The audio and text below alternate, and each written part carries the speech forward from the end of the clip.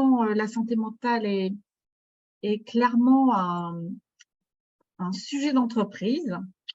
Pour vous qui êtes là avec nous également, et merci de votre présence pour ce temps partagé. Alors, n'en déplaise à LinkedIn, puisque nous avons découvert tout récemment d'ailleurs que LinkedIn fait barrage à partir du moment où on parle de santé mentale, ce qui prouve bien que ce sujet, il y a encore du travail et que ça rejoint ce qu'on a évoqué dans notre invitation, ce sujet qui nous tient à cœur, et considérant qu'en parler et oser, on peut même dire oser en parler, c'est déjà agir.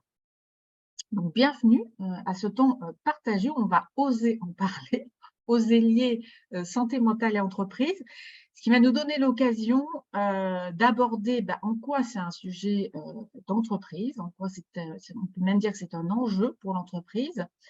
Qu'est-ce qu'on met derrière santé mentale, puisque autant tout le monde en parle et puis autant ça reste quand même assez flou. Et puis, comment on peut agir de façon simple et concrète. Ça va être l'occasion de partager autour de ces sujets. Alors, pour ceux qui ne nous connaissent pas, peut-être vous demandez-vous qui nous sommes face à vous aujourd'hui. Pierre-Étienne, qui es-tu? Alors, écoutez, je suis Pierre-Étienne Bost. J'aime à me présenter professionnellement comme une sorte d'hybride de consultant et de coach professionnel.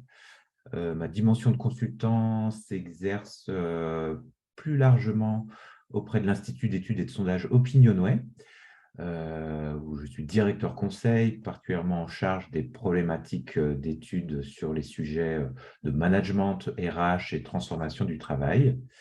Et puis, ma qualité de coach professionnel s'exerce au sein du cabinet All Leaders Initiative, que je co-anime depuis plusieurs années après l'avoir fondé avec mon associé Marie-Emmanuel Pi.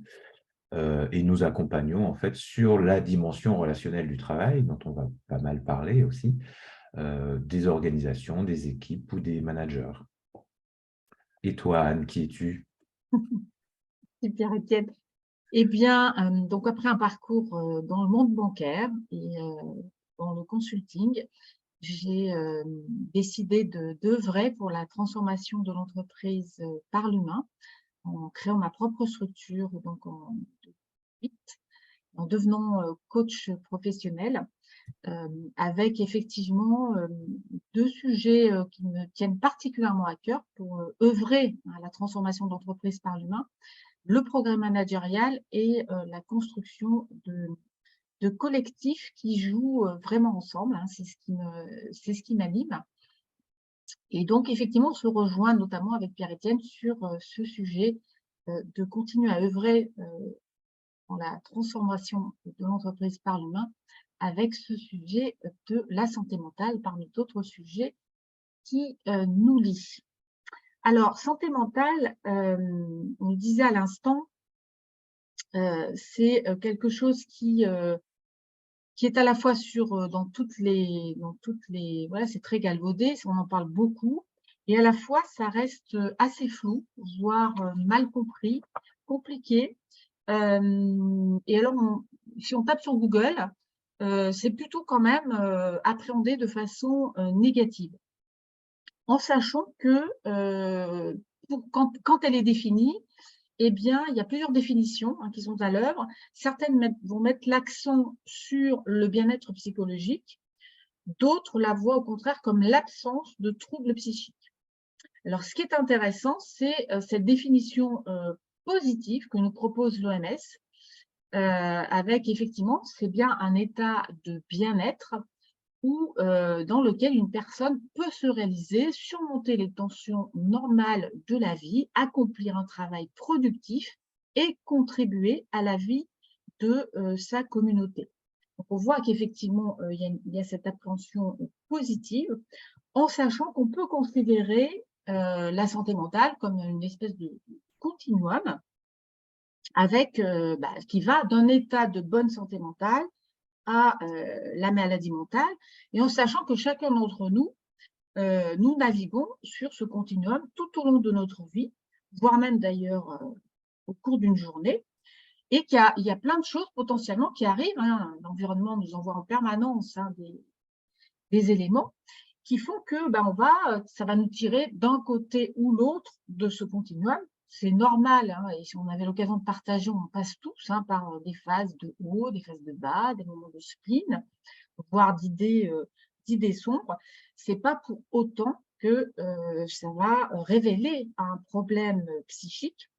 Et d'ailleurs, on va parler de problèmes de santé mentale quand ça devient, c'est quelque chose qui va devenir de la souffrance pour la personne et que ça va entraîner des changements majeurs importants, que ce soit au niveau de la pensée, que ce soit au niveau des émotions, des comportements, et que justement ça va altérer le fonctionnement dans la vie quotidienne, et que surtout, hein, un élément important, c'est que ça va perdurer dans le temps. Donc, ce qu'on peut dire, c'est que, en synthèse, une personne qui est en santé mentale, eh bien, elle se sent capable de maîtriser ses émotions, d'avoir un bon fonctionnement cognitif, des interactions positives avec les personnes de son entourage. Hein, donc, ça va lui permettre d'accomplir, eh bien, comme propose l'OMS, l'ensemble de ses activités, de son travail, et puis d'interagir de façon positive avec son environnement, alors en sachant qu'on est tous, hein, potentiellement avec des moments où on se sent en forme et puis des moments où on se sent moins en forme. Et quelques chiffres à ce niveau, c'est que 64% des Français, par exemple, déclarent avoir déjà ressenti un trouble, voilà, un trouble psychique. 91% des Français estiment que les difficultés psychologiques sont de plus en plus répandues au travail. Ce qui nous amène d'ailleurs à quelques éléments, Pierre-Étienne, très intéressants Tout à fait. sur Puisque le donc, plan du contexte. effectivement, pour être justement dans ces tensions normales de la vie, hein, l'OMS nous le rappelle, ça passe par le travail. On doit le rappeler aussi, hein, puisqu'on a voulu être quand même positif dans cette définition de la santé mentale, mais on parle bien d'obligation aussi de l'entreprise, d'obligation de l'employeur, hein, on le rappelle ici. Hein, le Code du travail rappelle que l'entreprise doit identifier les risques psychosociaux, protéger la santé de salariés et prendre en compte la santé mentale. On vous a parlé de cette définition parce que le Code du travail se garde bien d'en donner une, même s'il donne cette Tout à obligation. fait. Et effectivement, quand on regarde justement avec cette dimension d'études, d'enquête, ce qu'on voit au travail aujourd'hui, il y a un certain nombre de signaux préoccupants avec des répercussions assez multiples, hein. Et si on prend par exemple dans les études récentes, spécifiquement les chiffres qui parlent de l'absentéisme, hein, qui est un peu un marqueur un peu emblématique finalement de la bonne santé des individus et de l'entreprise, et ben, vous le voyez à gauche du slide, hein, la part des arrêts maladie liés à la santé mentale a quasiment doublé dans l'espace de 6 ans, hein, de 11% des arrêts maladie totaux en 2016 à 20% en 2022. Hein, ça, c'est le baromètre de Malakoff Humanis sur l'absentéisme maladie qui nous le dit. Et si on regarde à droite, si on regarde plutôt le sujet des arrêts longs, hein, qui sont à la fois les plus signifiants de souffrance et de difficulté pour les individus, mais aussi d'impact à tout niveau pour l'organisation, vous voyez que la part des troubles psychologiques dans les arrêts longs a très largement augmenté, elle a plus que doublé là entre 2020 et 2023. Et quand on parle d'arrêts longs, hein, pour les arrêts pour motifs psychologiques, on parle d'une durée moyenne de 33 jours. 33 jours, donc plus d'un mois et demi vraiment ouvré, contre 19 jours en moyenne seulement pour les arrêts maladie en général. Et qui plus est, on sait qu'il y a des populations qui sont un petit peu plus représentées dans ces chiffres-là. On parle notamment de la population des managers et de la population des moins de 35 ans, hein, qui se retrouvent d'ailleurs surreprésentées sur tous ces sujets liés à la souffrance et à la fatigue au travail. Et en fait, ces signaux-là, je dirais que les collaborateurs eux-mêmes, les travailleurs eux-mêmes en sont bien conscients. Vous le voyez en haut à gauche, près des 2 tiers des salariés estiment exercer une activité, un métier susceptible d'avoir un impact négatif sur leur santé mentale. Ça, c'est le tout récent observatoire de l'absentéisme de Diosiassi qui nous le dit. Et puis, on voit aussi que c'est perçu, cette question de santé mentale, comme un enjeu préoccupant pour plus de 80% des salariés, dont près d'un quart pour lesquels c'est très préoccupant. Ça, c'est un sondage que nous avons réalisé chez OpinionWay pour le Psychodon. Et puis, quand on regarde finalement la manière de percevoir, la façon dont l'employeur se préoccupe un peu de tout ça, on a des chiffres très négatifs, puisque vous voyez en bas du slide la part des salariés qui sont tout à fait d'accord avec un certain nombre d'affirmations à ce sujet, seulement 13% qui nous disent que ah oui, mon employeur se préoccupe des effets du travail sur ma santé physique et psychique, seulement 16% qui considèrent tout à fait que ah oui, il prend les mesures qui conviennent pour la prévention, la régulation, la résolution, pour que les relations au travail soient optimales. Et seulement 12%, il est à l'écoute du vécu et des ressentis et en tient compte pour les activités et les accompagnements mis en place. Donc, on voit bien qu'on est face à une situation, effectivement, qui est une vraie problématique au travail et une problématique qui ne cesse de prendre de l'ampleur ces dernières années. Et en sachant qu'un autre chiffre intéressant aussi qui nous a interpellés, Pierre-Étienne, baromètre de l'absentéisme Malakoff, c'est aussi l'envie d'être en maladie. L'envie d'être en maladie qui est passée de 20% en 2011 à 30% en 2022. C'est-à-dire qu'on se sent tellement pas bien dans son environnement, et les phrases que tu évoquais le montrent, que on aspire. La maladie peut être une échappatoire dans beaucoup de cas, effectivement. Ouais. Donc, effectivement, un enjeu à appréhender et en se posant la question, finalement, et si, question, alors je ne sais pas si elle est provocatrice, peut-être, selon les oreilles qui réceptionnent, et si la santé constituait un levier d'avenir de la performance, hein, on n'échappera à personne, et on vient de l'évoquer, qu'on est dans un contexte aujourd'hui socio-économique avec des exigences qui sont de plus en plus croissantes, et que chacun d'entre nous, on est à se poser des questions de comment on peut améliorer à la fois la compétitivité, l'emploi, la santé au travail dans l'entreprise. Et c'est un défi évidemment de taille, en sachant que des innovations sont aujourd'hui menées dans des entreprises, donc très intéressant, entreprises de tout secteur, toute taille, toute activité, et avec un objectif qui peut paraître pour certains incongru, mais qui est tout à fait conciliable. Comment mettre en synergie des démarches de construction sociale associées à du développement économique. Et cela en expérimentant, par exemple, de nouvelles pratiques de coopération, d'optimisation du travail. Donc, en sachant qu'effectivement, tout l'enjeu, c'est de continuer à améliorer les conditions de travail pour à la fois préserver la santé des collaborateurs et en même temps s'occuper de la pérennité de l'entreprise et de sa compétitivité. Parce que souvent, manifestement, ce que l'on peut constater, c'est qu'on veut opposer les sujets. Et donc, on est dans le « ou ». Et en fait, la proposition pour relever ce défi de taille, c'est plutôt d'être dans le « et ». Donc, en associant à la fois la santé des collaborateurs et la performance, ce qui veut dire effectivement d'envisager la santé au travail, par exemple, et tu l'évoquais avec le rappel de la loi, non plus strictement sous l'angle réglementaire, mais concrètement comme un axe d'amélioration de la performance globale de l'entreprise, ce qui veut dire d'intégrer ce sujet. Donc, on voit bien, on mesure ce matin que ce n'est pas si simple. Pour autant, il y a encore beaucoup de travail. Intégrer concrètement ce sujet dans les démarches d'amélioration de la performance, en sachant, et il y a beaucoup d'études qui le montrent et beaucoup d'expériences le montrent, que la santé au travail contribue à la productivité, à la performance de l'entreprise. Et au-delà de ça, et on peut dire même que le point central, c'est un progrès social. Donc, de l'importance. Social, au sens où on parle bien finalement au-delà de ce qui pourrait paraître comme des modes sémantiques, de la QVT qui passe à la QVCT, de pouvoir donner les conditions d'un travail de qualité, dans ces conditions, dans les relations, dans le sens qui en est fait, et en somme au service de la performance globale dans une logique de continuité. Et à cet égard, on aime bien parler de cette notion de continuum de la sécurité psychologique. qui est au cœur finalement de cette dimension relationnelle du travail.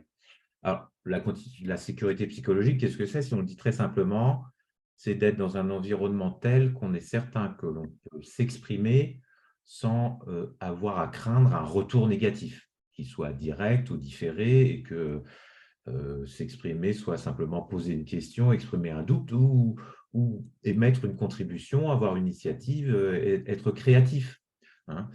Et donc, on est vraiment dans cette logique de continuité. C'est pour ça que vous voyez notre nouveau logo exclusif de procès anti-bisounourserie. On n'est pas dans la bisounourserie d'être dans une sorte de bien-être, parce que c'est… Non, on est bien dans une continuité au service de la performance du collectif, et que cette flèche du continuum de la sécurité psychologique, vous voyez qu'elle va tout à droite de cette notion de haute performance collective. On va être dans des niveaux de cohésion, de confiance, d'ouverture tels que on aime bien chez All Leaders parler de ce leadership à tout niveau, hein, leadership basé sur l'intention. Et puis, quand on va un peu vers la droite, on arrive à des situations de conflictualité qui ne sont pas mauvaises en soi, hein, puisque la conflictualité, c'est l'altérité, c'est pouvoir avoir des idées différentes, c'est la condition de la créativité. Mais la conflictualité mal vécue, mal gérée, mal régulée va aller vers des frictions, des tensions. Et là, on va commencer à rentrer dans des risques psychosociaux, des phénomènes d'épuisant, de burn-out. Et tout à l'extrême gauche de la flèche, c'est là que les troubles de la santé mentale s'invitent. Alors, avec cette nuance que, effectivement, là où on peut prétendre, même si là aussi les définitions sont souvent un peu confuses, on peut prétendre que les risques psychosociaux sont générés par l'environnement de travail.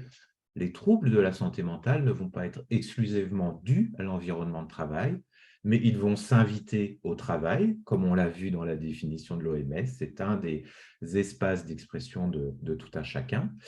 Et puis, ils vont pouvoir être amplifiés ou au contraire régulés et modérés par la qualité de l'environnement de travail. Et donc, vraiment, c'est cette idée que s'occuper de la partie gauche rouge de la flèche, c'est vraiment se donner les moyens de pouvoir accéder à la partie droite de cette haute performance collective, hein. Et c'est vraiment cette idée que qualité du travail, santé des collaborateurs, des managements et de la direction, c'est la qualité et la santé de l'organisation. Qui montre bien, hein, dans ce que tu évoques, que on n'est pas sur un sujet gadget et qu'on sera tous d'accord pour dire que dans une entreprise, hein, par exemple, où l'organisation va être pathogène, eh bien, développer des espaces de bien-être avec yoga, jeux et autres gadgets, justement, ne va pas la rendre plus vertueuse.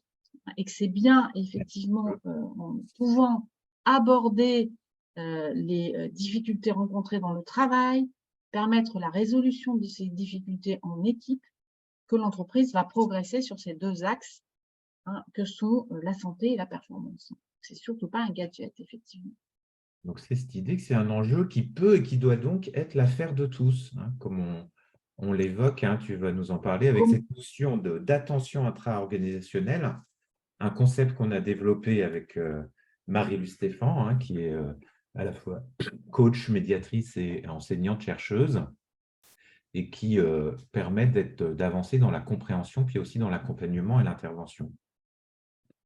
effectivement, et souvent, hein, on évoque ce sujet avec notamment les managers que nous accompagnons, en s'interrogeant finalement sur qu'est-ce que ça veut dire manager. Et manager, ce qu'on en arrive souvent à mettre en lumière, ça commence par se manager soi. Et se manager soi, c'est être en capacité de lecture, de reconnaissance, j'allais dire de discernement pour ce qui se passe, hein, sur le plan de ses ressentis, de ses perceptions, de ses émotions, de tout simplement sa santé à la fois mentale et physique. Et étant fort de cette connaissance, eh bien, je vais pouvoir, en tant que manager, et d'autant plus en capacité de lecture, de discernement, de repérer ce qui se passe pour mes collaborateurs, de leur permettre cette attention. Tout à l'heure, on voyait bien dans les verbatims cités que pas forcément d'écoute. Et là, je vais pouvoir repérer justement des signaux faibles et être attentif, hein, puisque je le fais pour moi-même, je vais pouvoir l'appliquer aux autres. Et si on prend l'exemple, si on reste sur l'exemple du manager, c'est aussi être en responsabilité sur son rôle au niveau de l'environnement dans lequel on évolue. Alors certes, parfois son terrain de jeu, il est limité. Pour autant, il y a toujours une marge de manœuvre, une marge d'attention à avoir, puisque du coup, hein, je vais avoir un impact possible, hein, de façon systémique, hein, et qui va se résulter sur l'ensemble du système. On lisait encore il n'y a pas très longtemps une étude qui évoquait justement ce sujet de la santé mentale et de l'entreprise, avec la santé du dirigeant qui influe, hein, de manière très prégnante sur la santé de l'entreprise. C'est intéressant, c'est que peut-être que ces 3 niveaux de l'attention intra-organisationnelle font penser à un autre modèle qui est très prégnant, hein, quand on parle de risques psychosociaux, de RPS, qui sont un peu les 3 niveaux de prévention en GRH, hein, primaire, secondaire, tertiaire. Et ce qui est frappant, c'est que dans ces 3 niveaux de prévention, il y a 2 niveaux curatifs et un seul préventif. Ici, on est bien dans quelque chose de beaucoup plus systémique et qui est dans une sorte de spirale, puisque finalement, le cœur et le fondement de la prévention, le niveau fondamental, c'est bien le lien social et la relation, et qui passe par ces 3 niveaux, relation à soi, relation aux autres et à l'environnement, avec, comme tu le disais, Anne, toujours la capacité à avoir une marge de manœuvre et une responsabilité, hein, puisqu'on est tous 100% responsables de nos relations. Et finalement, ici, il s'agit vraiment d'être en capacité d'embrasser au juste niveau social et organisationnel, ou osons dire systémique, des problématiques qui sont souvent traitées au niveau individuel. C'est un tel qui a un Exactement. problème de RPS, un tel qui a un problème. Non, non, là, on est bien à Dans l'appréhension globale. le fait que c'est un symptôme, voilà, organisationnel, managérial et social. Et ce qui amène aussi, du coup, une attention particulière. On en parlait encore l'autre jour dans un groupe de co-développement avec des managers, sur le fait qu'aujourd'hui, la performance, elle est présente, hein, dans les entreprises. La question n'est pas la performance. La question, c'est les conditions d'atteinte de la performance. Et plus on va développer cette attention-là, plus on va être en condition de repérer effectivement ce qui est dysfonctionnant. Parce que très souvent, les conditions d'atteinte de la performance sont parfaitement dysfonctionnantes. Et avec des managers qui, du coup, ne sont même plus en capacité, sont presque inhibés par leur vécu, ce qui est quand même très préoccupant, hein, puisqu'il n'est pas rare aujourd'hui de voir arriver dans les groupes que nous accompagnons des managers qui sont à la limite de la limite de la limite. Alors, pour que ça ne reste pas trop conceptuel, on voulait partager aussi avec vous quelques exemples, oui, de ce qu'on peut qualifier d'entreprises pionnières qui ont déjà Pionnière. mis en place un certain nombre d'actions, et notamment des actions qui sont assez intéressantes, qui sont des actions de déploiement de réseaux de référents internes sur ces enjeux, finalement, de qualité de vie et de conditions de travail, et finalement, essentiellement, de santé mentale au sein de l'organisation, des réseaux, en fait, d'écoute des collaborateurs. Alors, on peut citer un certain nombre de ces cas qui ne sont pas des petites startups expérimentales, hein. Vous voyez, La Poste, par exemple. La Poste a aujourd'hui déjà un réseau de 100 bienveilleurs, hein, c'est le nom qu'ils leur donnent, qui sont des collaborateurs qui sont identifiés pour être à l'écoute de leurs collègues, avec une ambition réelle, puisque l'idée est de passer de 100 à plus de 1000 à la fin de l'année prochaine pour avoir un vrai maillage de l'ensemble de l'entreprise qui compte plus de 250 000 collaborateurs, comme vous le savez. Casino parle aussi, hein, de bienveilleurs et aujourd'hui compte 1000 bienveilleurs internes pour donc une population de 70 000 collaborateurs. Donc, c'est aussi quelque chose qui se développe de plus en plus. Casino, ouais, qui a été très pionnier. Et puis, un autre exemple, SFIL, qui est en fait une filiale de la Caisse des dépôts, qui est active dans le financement de projets, notamment des collectivités locales, de financement d'investissements publics, qui est une entreprise de taille relativement modeste, 400 Oui, collaborateurs, mais qui a déjà son réseau de comme bienveilleurs, une quoi. dizaine de bienveilleurs, avec une démarche à la fois qui fait part à l'émergence et à une certaine structure, quelque chose d'assez systémique, puisque c'est avec une approche assez parallèle à celle des sauveteurs secouristes du travail, qui constitue un vrai maillage, y compris des locaux, pour être sûr qu'il y a des bienveilleurs disponibles à peu près à tout niveau et à tout lieu de l'entreprise. Et alors, deux autres entreprises de renom, Harmonie Mutuelle et Sodexo, qui ont fait le choix, là aussi, de mettre en place des réseaux de référents avec des noms différents. On parle des collègues de l'écoute pour Harmonie Mutuelle, donc tout est dit. Et Sodexo aussi, une formulation intéressante, le réseau des attentionnés. On parlait tout à l'heure du concept d'attention, voilà, qui se met en place dans cette entreprise de renom. Et Et puis, avec, oui, Choum, ouais, Choum, en fait, je sais pas trop. Canada. En fait, c'est un exemple plutôt un peu aspirationnel ici, qui est au Canada, au Québec. Et là, il s'agit du Centre hospitalier universitaire de Montréal, le CHUM, pour illustrer le fait qu'au Canada ou qu'au Québec en particulier, c'est même une obligation légale aujourd'hui pour les établissements de santé d'avoir ce type de réseau interne d'écoutants, de collaborateurs, de veilleurs à l'écoute de leurs collègues. Donc, quelque chose d'assez intéressant.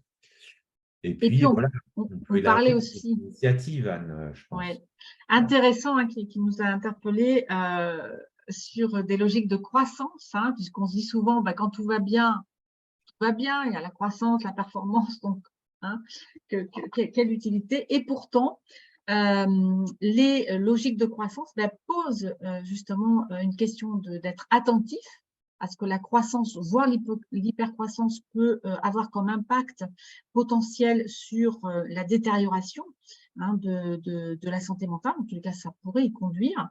Et on a un exemple avec Conto, qui est en plein développement, pleine croissance. Donc, Et la banque en ligne pour les entrepreneurs, c'est ça. banque en ligne des entrepreneurs, exactement. Et reconnaissant, selon leurs termes, que dans un contexte de forte croissance, chacun va donner le meilleur de lui-même et que la santé mentale ne va pas être en reste. Et ce qu'ils constatent, dans les mots d'une de leurs dirigeantes, c'est que depuis qu'ils ont mis en place ces actions dans ce contexte d'hypercroissance, ça permet de préserver un espace de parole, de dialogue ouvert, pour que chacun puisse poser ses difficultés sur la table. Y compris, voilà, on s'inscrit vraiment dans de l'amélioration en continu. Et justement, ça préserve et ça anticipe sur de potentielles dégradations. Donc, on prend vraiment ces sujets à Donc, ça cœur. fait le lien sur les bénéfices qui ressortent quand Eh on oui, fait témoignage aussi de ces entreprises qui ont mis en place des réseaux. Cette capacité, on l'évoquait, à détecter les signaux faibles, avoir une sorte de premier niveau de veille au plus près du terrain. Mais aussi, ça c'est très intéressant dans les témoignages, cette capacité à diffuser ce qu'on peut appeler justement une culture de l'attention et de la co-responsabilité, mais qui infuse vraiment sur le climat des équipes. Au-delà de ces sujets de santé, c'est une nouvelle façon d'être ensemble qui va avoir un impact sur la capacité à coopérer, à collaborer, à être performants ensemble. Et puis, bien sûr, avec une dimension très gratifiante pour les membres, pour qui il y a des témoignages d'un engagement qui est très porteur de sens. Là, ça rejoint ces enjeux finalement qu'on va voir de bénéfices à tout niveau pour l'entreprise. à tout niveau, exactement. Et on voit Voilà. qu'effectivement, les bénéfices se distribuent depuis la fonction RH jusqu'à l'impact sociétal de l'organisation. Alors, la fonction RH, c'est l'occasion de pouvoir acquérir des clés c'est pas toujours simple, cette fonction RH prise entre la nécessité des reportings, des chiffres, etc. Et en même temps, les questions sociales et humaines qui se posent. Et voilà, c'est quoi les enjeux, c'est quoi les niveaux de responsabilité à l'égard des collaborateurs, qu'est-ce qui relève de la QVCT, qu'est-ce qui relève des RPS, qu'est-ce qui relève de la santé mentale. Et c'est l'occasion, voilà, d'être à la fois, d'être un peu outillé pour pouvoir prévenir et traiter ces sujets de façon aussi simple et pratique que possible. Alors, des bénéfices pour le management aussi, on l'a évoqué Oui, déjà plusieurs fois, notamment les managers proximité, dont on sait qu'ils donc, sont quand même été très sollicités, voire un peu usés ces dernières années, notamment avec la crise sanitaire, la mise en place du travail hybride, etc. Là, il s'agit en fait de pouvoir acquérir des fondamentaux des fondamentaux finalement de la relation à l'humain pour être capable d'identifier, de reconnaître, voire d'éviter d'ajouter du risque humain au risque humain, en étant capable d'ajuster leur posture managériale de manière vraiment de manière argumentée et éduquée. Et puis, c'est en jeu aussi pour eux de sortir de l'isolement, hein. On sait que ça peut être Ouais, une fonction, une posture qui est très vite vrai assez sujet. solitaire pour justement pouvoir se confronter à ces enjeux d'une manière plus ajustée, plus entourée, en ayant conscience des ressources disponibles. Exactement, et puis on le partageait encore ce matin dans nos échanges. Aujourd'hui, ce qu'on constate, c'est qu'il y a de fortes problématiques de recrutement aujourd'hui dans les entreprises. Hein, la question de l'attractivité, hein, comment se rendre attractive auprès des candidats. Donc, il y a aussi, hein, ce bénéfice pour la marque employeur et le VP, donc Employee Value Proposition, en sachant que aujourd'hui, bah, ça fait partie, hein, des enjeux qui sont importants pour les candidats, hein, qui souhaitent rejoindre des entreprises dans lesquelles ces dimensions sont prises en compte. Donc, à la fois, ça va être un levier d'attractivité, et puis aussi, bah, du coup, on devient une entreprise dans laquelle on a envie de rester. Donc, ça va participer à fidéliser les collaborateurs dans la durée, qui est aussi un vrai sujet pour les entreprises. Et puis au final, je pense qu'il faut quand même le dire, hein, il faut pas Eh être oui, dans l'emphase, mais parfois il faut quand même employer les mots qu'il faut. C'est bien une question d'impact sociétal de l'organisation. Là, on est vraiment au cœur du S de la RSE, parce qu'on peut vraiment parler d'un enjeu de bien commun, en fait, ici, hein. On est sur un enjeu de santé globale, de qualité du travail.